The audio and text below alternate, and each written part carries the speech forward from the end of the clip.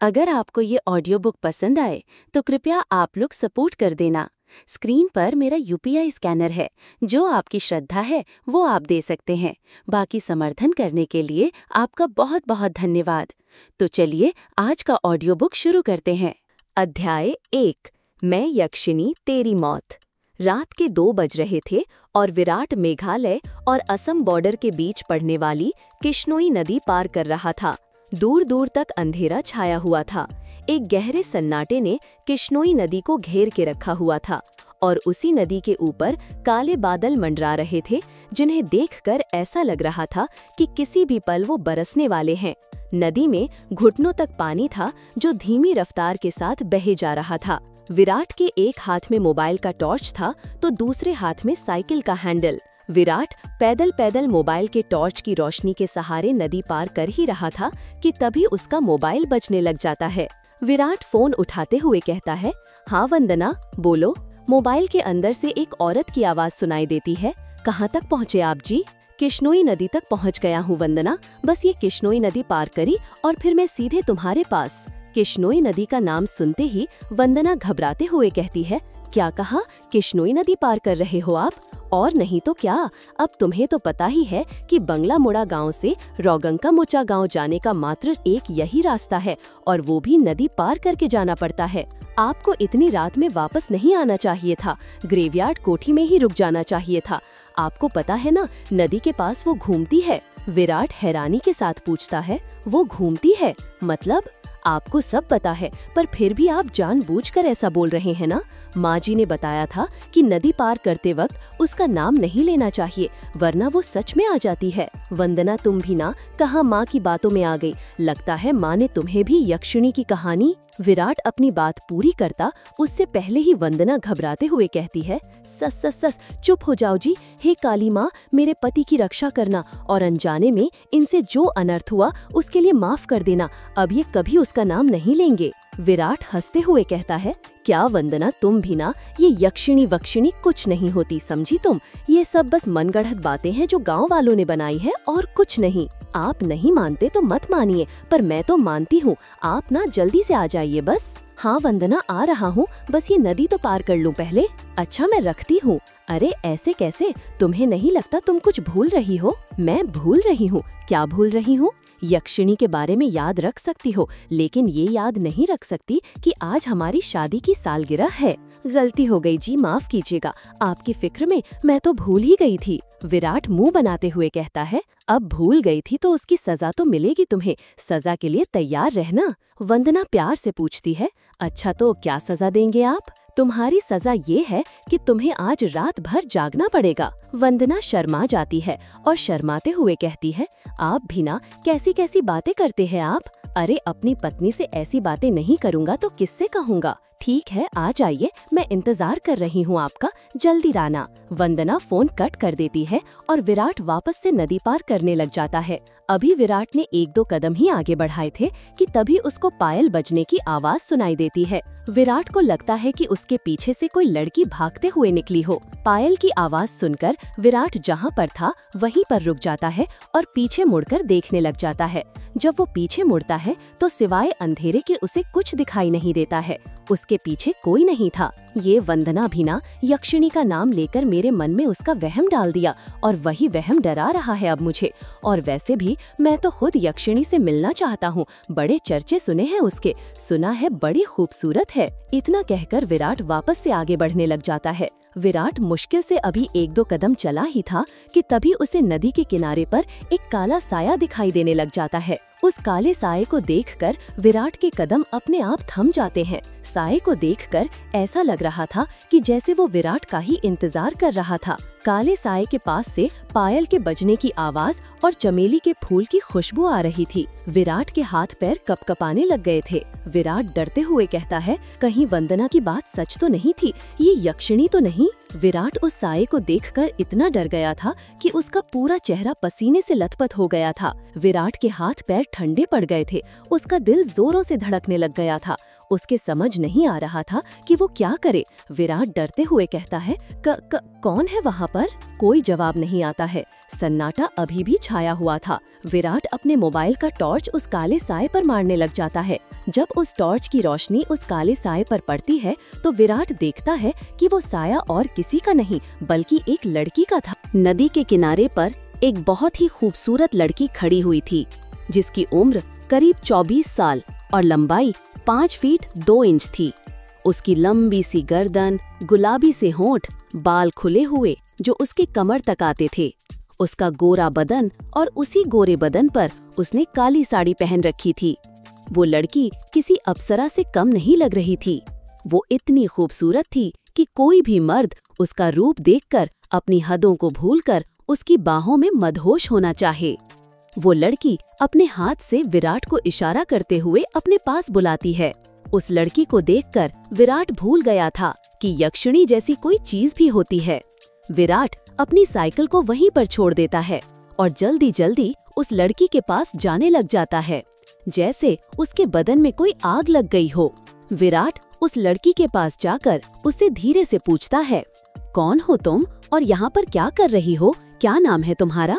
लड़की अपने चेहरे पर मुस्कान लाते हुए कहती है, नाम में क्या रखा है? जो रखा है काम में रखा है।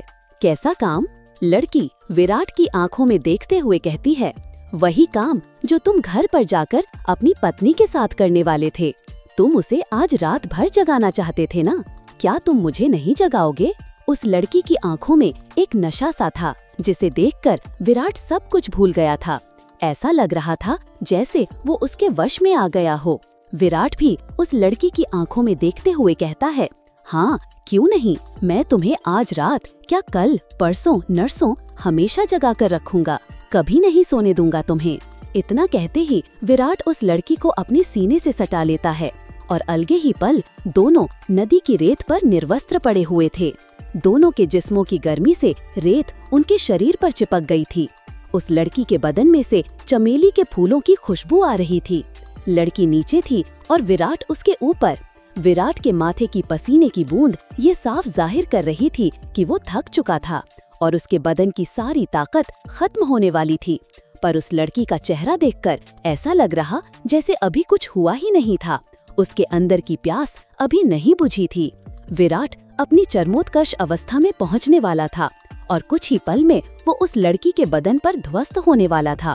तभी उसकी नजर उस लड़की के वक्ष पर पड़ती है और वो देखता है कि उस लड़की के वक्ष पर धीरे धीरे झुर्रियां आने लग गई थी।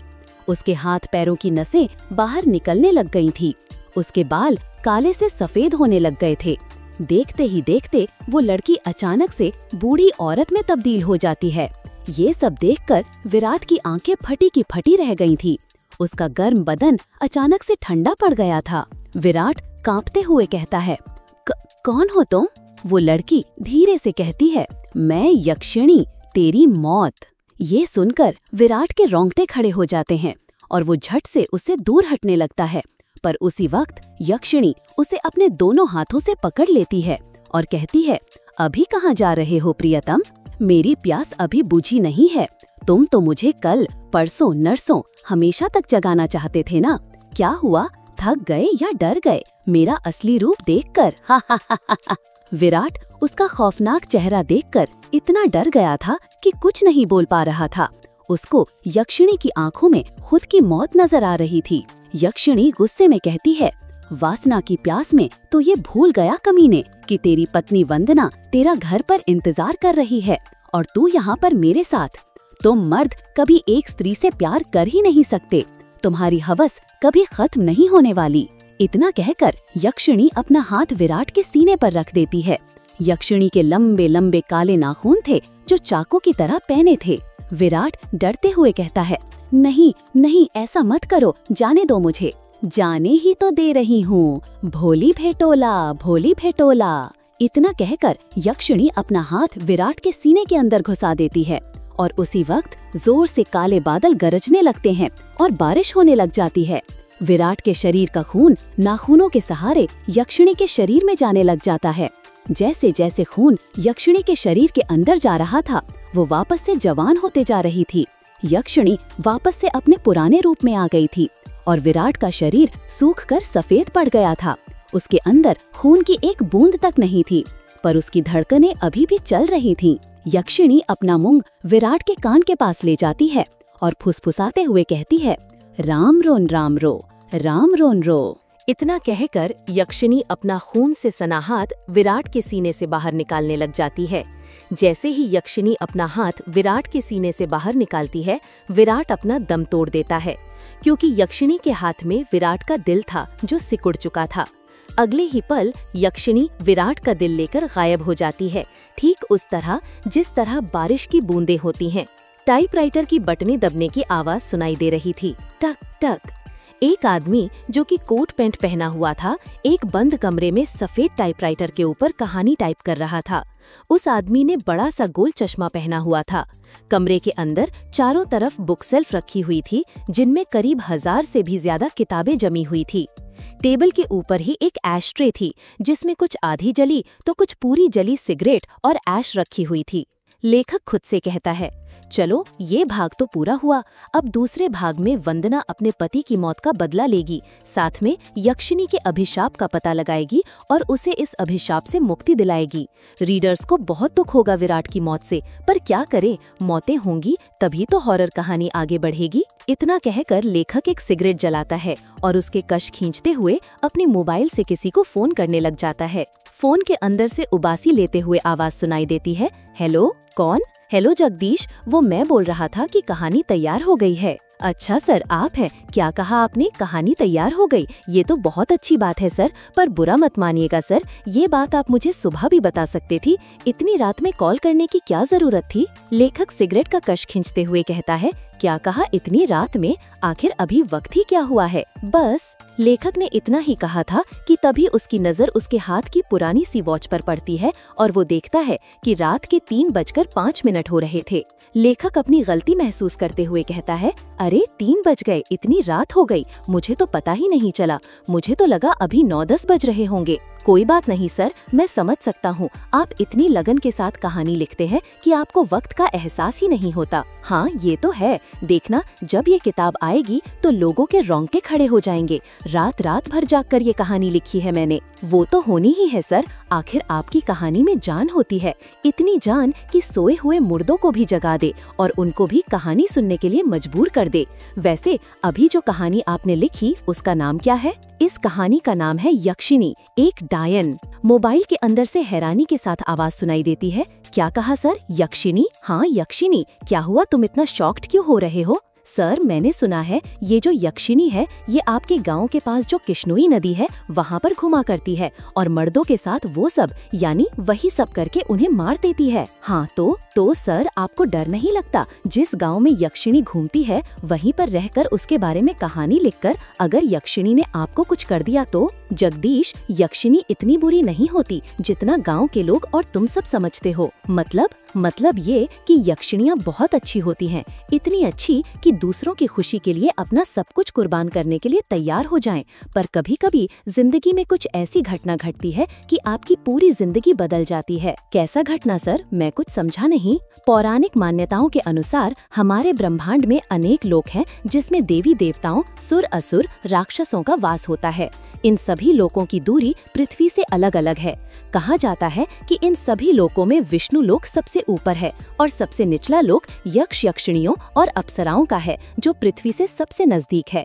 जो लोक पृथ्वी के सबसे नजदीक है उस लोक के देवी देवताओं की पूजा करने से वो देवी देवता जल्दी प्रसन्न होते हैं। जगदीश बीच में ही बोल पड़ता है, ऐसा क्यों सर? उस लोक के देवी देवता जल्दी प्रसन्न क्यों होते हैं? क्योंकि लगातार ठीक दिशा और समय पर किसी मंत्र की साधना करने से उन देवी देवताओं तक तरंगे जल्दी पहुंचती है। यक्ष यक्षिणियों के लोक में से ही एक यक्षिणी द्वापर युग के अंत में पृथ्वी पर आई थी जिसको एक अभिशाप मिला था, एक ऐसा अभिशाप जिसने उसकी जिंदगी बदल दी थी। कैसा अभिशाप सर? आप किस अभिशाप की बात कर रहे हैं और उसे ये अभिशाप किसने दिया था? एक दूसरे लोक से पृथ्वी पर आई यक्षिणी को एक अभिशाप मिला था। आखिर क्या था वो अभिशाप और किसने दिया था? जानने के लिए सुनिए यक्षिणी, एक डायन का अगला एपिसोड। अगर आपको ये ऑडियो बुक पसंद आया तो अपने दोस्तों के साथ शेयर जरूर करें।